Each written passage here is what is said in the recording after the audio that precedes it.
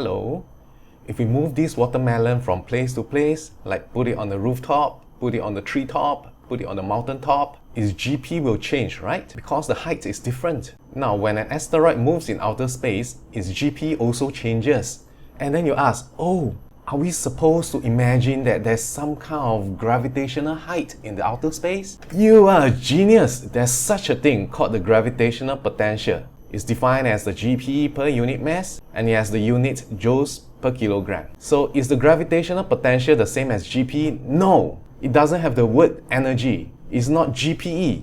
It's GP per unit mass. And its unit is not joule. It's joule per kilogram. So what is it? Well, you can think of it as some kind of gravitational height. The first thing I want you to know about gravitational potential is its maximum value is actually 0 joules per kilogram, and it happens at a point at infinity, far away from any other masses, which means the gravitational potential at other places are always represented by negative numbers. So let's say we have an asteroid that moved from position A to position B, and the gravitational potential at position A is negative 200 joules per kilogram, and the gravitational potential at position B is negative 600 joules per kilogram. So when it moved from A to B, has the asteroid lost or gained GPE?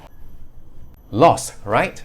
Because A is actually at a higher gravitational height compared to B. Negative 600 is a lower number compared to negative 200. You have lost gravitational height, so your GPE has to decrease. Let's put in some numbers. Let's say the asteroid is 10 kilogram. So what's its GPE when it's at position A? Negative 2000 joules. You just do 10 kilogram times negative 200 joules per kilogram. What's its final GPE when it arrived at B?